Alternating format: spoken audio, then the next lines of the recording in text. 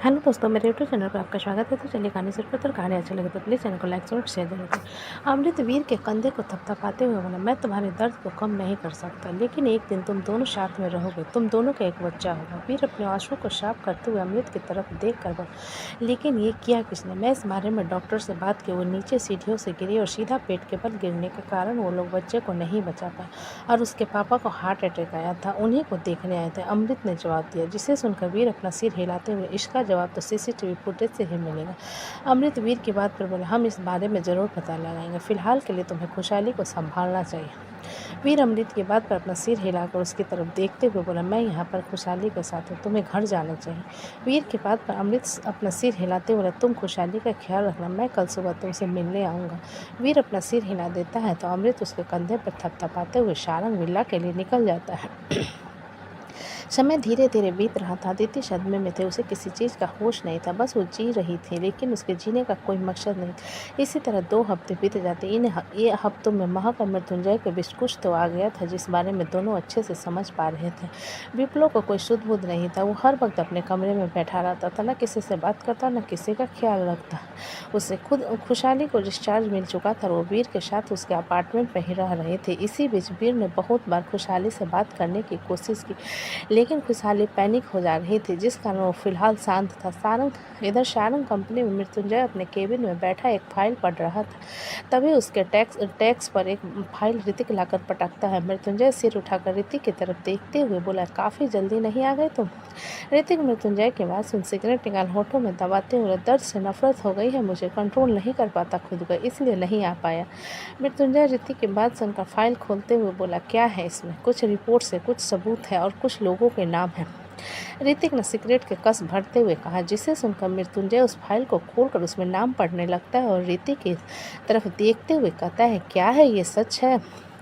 ऋतिक अपना सिर हिलाते हुए, मैं गलत इन्फॉर्मेशन कभी नहीं लाता, कितना वक्त लगेगा? मृत्युंजय ने पूछा, जिसके जवाब में ऋतिक अपना सिर नहीं में हिलाते हुए बोला, मुझे नहीं पता, जिंदा है या नहीं इस बारे में भी नहीं पता। मृत्युंजय कुर्सी से खड़ा अपना हाथ पटकते हुए, बकवास मत करो ऋतिक, मुझे एक होप देकर फिर से निराश मत करो।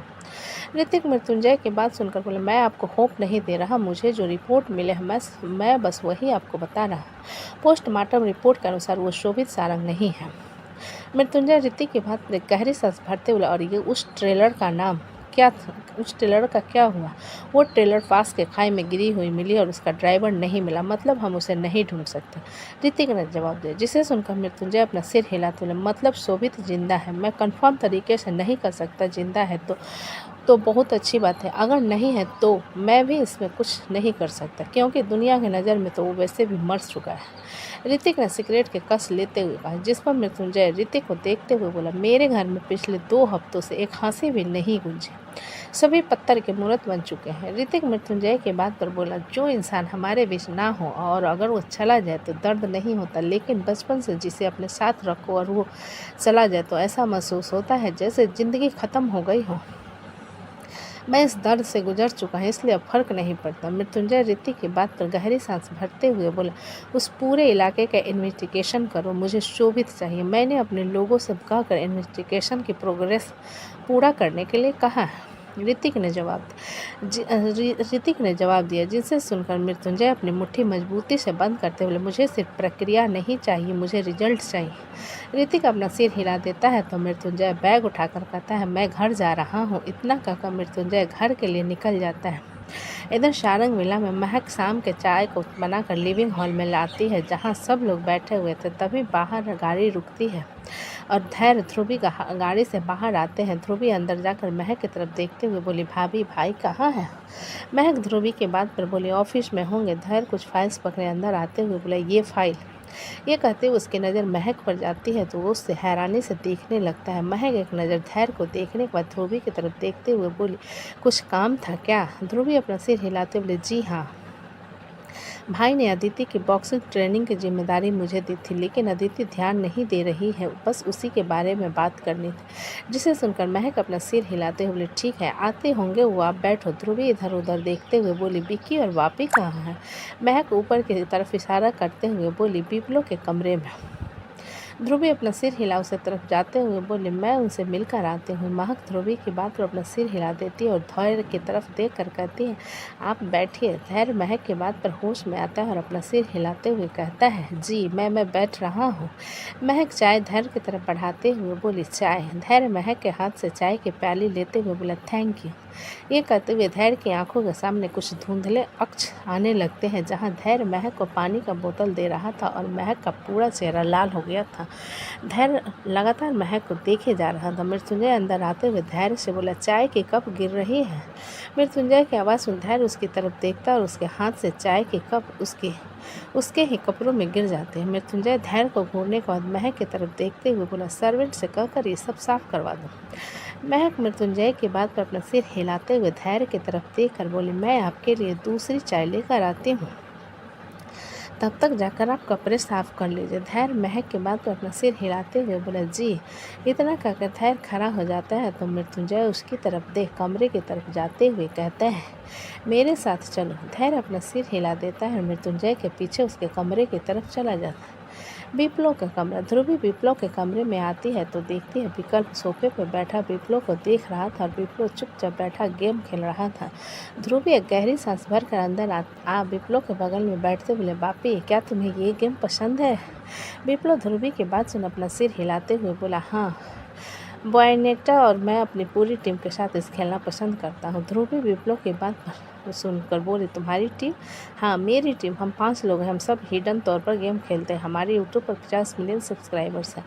हम अपने गेमिंग स्टूडियो में रखकर इसकी प्रैक्टिस करते हैं। विप्लव ने सीधा सा जवाब दिया, जिसे सुनकर ध्रुवी हैरानी से विप्लव की तरफ देखते हुए बोली, लेकिन तुमने इस बारे में कभी बताया नहीं।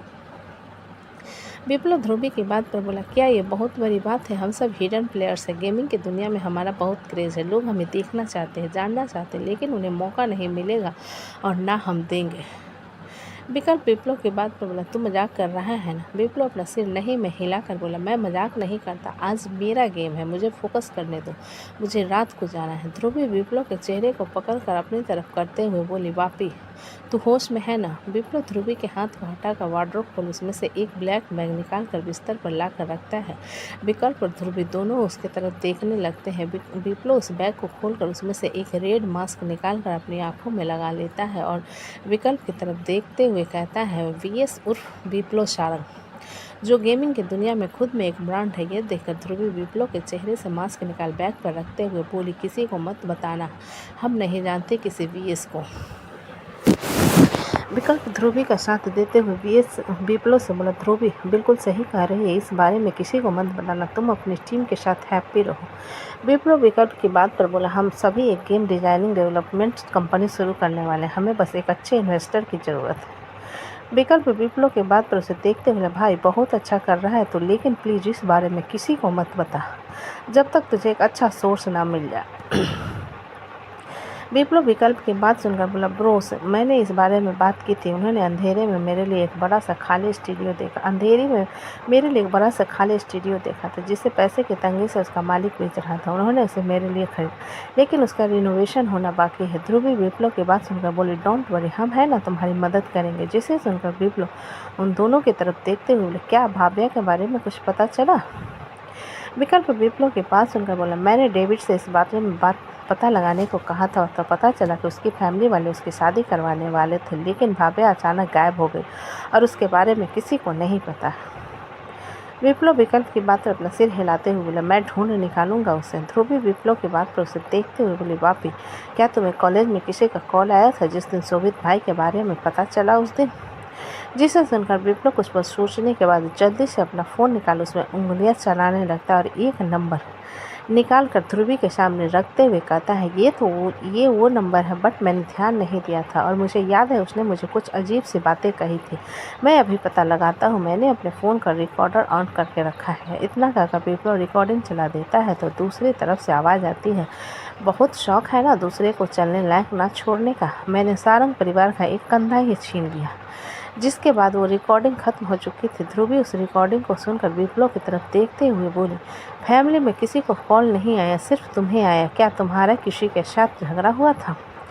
विप्लव ध्रुवी की बात सुन एक बार फिर उसे रिकॉर्डिंग को सुनता है और उसकी आंखें बड़ी हो जाती हैं। विप्लव के रिएक्शन को देखते हुए कि विकल्प बोला, तुम्हें पता चल गया वो कौन है? विप्लव अपना सिर हिलाते हुए बोला, श्वेत रावत। विकल्प कंफ्यूज होते हुए बोला, ये कौन है? भाभ्या का बड़ा भाई, उसके पैर मैंने तोड़ दिए थे और शायद इसका बदला ले रहा है वो, लेकिन उसे पता नहीं कि उसने किस गलत आदमी के साथ पंगा ले लिया।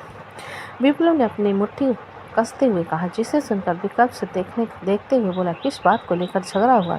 उसने भाभ्या को बहुत ज़्यादा टॉर्चर किया था, उसकी बॉडी में कई जगह जलने के निशान थे और इस गुस्से में मैंने उसके पैर को हथौड़ी से मारा था, विप्लव ने जवाब दिया। ये सुनकर ध्रुवी उसे देखते हुए बोले, वापी इस बारे में किसी को मत बताना, हम श्वेत रावत से बात करेंगे। बात नहीं होगी, उसने मेरे भाई को मुझसे छीना है, मैं उसकी पूरी ज़िंदगी छीन लूँगा। विप्लव ने नफरत के साथ कहा, जिसमें विकल्प थोड़ा सा गुस्सा करते हुए, विप्लव होश में रह कर काम किया करो, मैं तुम्हें जिम्मेदारी नहीं ठहरा रहा, लेकिन तुम्हारी एक गलती के कारण शोभित भाई हमारे साथ नहीं है। विप्लव विकल्प की बात पर बोला, क्या उसे इस बात का डर नहीं है कि मैं अब उसकी जान निकाल सकता हूँ? ध्रुवी विप्लव के हाथ को पकड़ते हुए बोली, वापी फिलहाल के लिए तुम बिल्कुल शांत रहो, हमें ये पता लगाना होगा कि श्वेत ने सच में ये किया है या फिर नहीं, तुम सिर्फ शक की बुनियाद में ये कह रहे हो। विप्लव ध्रुवी के बाद मैं इस रिकॉर्डिंग को रिसर्च के लिए भेज रहा हूँ, क्या ये सच में उसी की आवाज़ है या फिर वॉइस चेंजर का इस्तेमाल किया गया? विकल्प विप्लव के हाथ से फ़ोन लेते हुए बोले, ये जिम्मेदारी मेरी है, लेकिन ख्याल रहे इस बारे में घर में किसी को पता नहीं चलना चाहिए। वैशाली अंदर आते हुए बोली, लेकिन हमको तो पता चल गया ना तुम लोगों के प्लान के बारे में। वैशाली की आवाज़ सुनकर सब लोग उसकी तरफ देखने लगे। ध्रुवी वैशाली की तरफ देखते हुए बोली, भाभी प्लीज़ इस बारे में किसी को मत बताना। वैशाली विप्लव के सामने आकर बोली, हमको लगा तुम छोटे बच्चे हो, लेकिन तुम तो बहुत बड़े गुंडे निकले। विप्लव वैशाली की बात पर, ये बिल्कुल सही नहीं है, मैं बनी का दोषी हूँ, मैं उसे मार जोर कर माफ़ी मांग लूँगा और तुम्हारे माफ़ी मांगने से का शोभित भाई जिंदा हो जाएंगे। अदिति के चेहरे के मुस्कान के तुम वापस ले आओगे, का इस घर की सारी खुशियाँ वापस आ जाएंगी? वैशाली ने गुस्से में कहा, जिसे सुनकर विप्लव नम आंखों से वैशाली को देखते हुए, मैंने कुछ नहीं किया है वैशाली, मुझे नहीं पता था ऐसा कुछ हो जाएगा, मैं इन सब का जिम्मेदार नहीं हूँ। हम तुमको जिम्मेदार नहीं कह रहे हैं विप्लव, लेकिन कुछ करने से पहले एक बार सोच लिया करो, काहे कि तुम ना सही, लेकिन अब इस तुम्हारी गलती के कारण पूरे परिवार की आंखों में आंसू है। एक माँ अपने जवान बेटे का लाश अपनी आंखों के सामने देख रही थी, इस दर्द को तुम तो कोई नहीं भर सकता। वैशाली ने कहा, जिस पर विप्लव बिस्तर पर बैठकर रोते हुए, मैं उन लोगों को नहीं छोड़ूंगा, नफरत है मुझे रावत खानदान से, जिन लोगों ने मेरे परिवार के हिस्से में आंसू भर दिए, मैं उन लोगों को पूरी ज़िंदगी रुलाऊंगा। ध्रुवी विप्लव की बात सुनकर बोली, विप्लव पागल की तरह बात करना बंद करो। विप्लव अपने आंसुओं को साफ करते हुए ध्रुवी से बोला, सब मेरी गलती है, मुझे उस भाभ्या रावत से प्यार करना ही नहीं था, उसके कारण भाई हमें छोड़कर चला गया, बन्नी विधवा हो गई, उसकी पूरी हंसती खेलती दुनिया बर्बाद हुई, हमारे परिवार की खुशी चली गई, मुझे नफरत है भाभ्या रावत से और उसके पूरे खानदान से। ये कहते हुए विप्लव की आंखें आग उगल रही थी। वैशाली विप्लव के कंधे पर हाथ रखते हुए, शांत हो जाओ, इस बारे में घर में कहूँ को मत बताना, काहे कि हम लोगों ने सब कुछ संभालना है। विकल्प अपने फ़ोन की तरफ देखते हुए विप्लव से बोला, बाहर चले क्या? आज वर्षा हैदराबाद से वापस आ रही है, मुझे उसे एयरपोर्ट से पिकअप करना था। विकल्प की बात सुन विप्लव अपना सिर नहीं में हिलाते बोला, मुझे नींद आ रही है। वैशाली विप्लव के हाथ को पकड़ते हुए बोली, तुम चुपचाप जा रहे हो विकल्प के साथ बाहर घूमने? देख रहे हो 2 हफ्तों से इस कमरे में का रखा है? विप्लव वैशाली की तरफ देखते हुए बोला, आई एम सॉरी वैशाली, मेरे एक गलती के कारण इतना कुछ हो गया, मैं खुद को कभी माफ़ नहीं कर पाऊंगा। ध्रुवी विप्लव की बात पर बोली, तुम्हें परेशान होने की ज़रूरत नहीं, विकल्प के साथ वर्षा को लेने चले जाओ, मुझे भाई से कुछ बात करनी थी। विप्लव ध्रुवी की बात सुन अपना सिर हिलाता है और विकल्प के साथ कमरे से बाहर आ जाता है। विप्लव कमरे से बाहर आता है तो नीचे पीताम्बर उसे देखकर उसके पास आकर कहते हैं, तुम ठीक हो? विप्लव अपना सिर हिलाते हुए बोला, मैं ठीक हूँ पापा। रचना विकल्प की तरफ देखते हुए बोली, विक्की वापी को बाहर घुमा कर ले आओ, आराम से गाड़ी चलाना। विप्लव रचना की बात सुनकर बोला, मम्मा मैं गाड़ी चला सकता हूँ और हम भाभी को लेने जा रहे हैं और मैं बनी से भी मिलने जा रहा। रचना विप्लव की बात पर बोली, अदिति से बात कर लेना अगर वो वापस आना चाहे तो। विप्लव अपना सिर हिलाते हुए बोला, कुछ दिनों की और बात है, अगर ना नुकुर करेगी तो उठा कर ले आऊँगा, क्योंकि अब उसके एग्ज़ाम आने वाले और पढ़ाई में आला ढीली बिल्कुल बर्दाश्त नहीं होती। रचना विप्लव की बात सुनकर बोली, जैसे तुम्हारी मर्जी। विप्लव रचना की बात पर हल्का सा मुस्कुरा देता है और विकल्प के साथ बाहर की तरफ चला जाता है। तो दोस्तों कहानी कैसी लगी मुझे कमेंट में लिखें। अच्छी लगे तो प्लीज़ चैनल को लाइक करें, सब्सक्राइब और ज़्यादा से ज़्यादा शेयर करें। कहानी को पूरा सुनने के लिए धन्यवाद।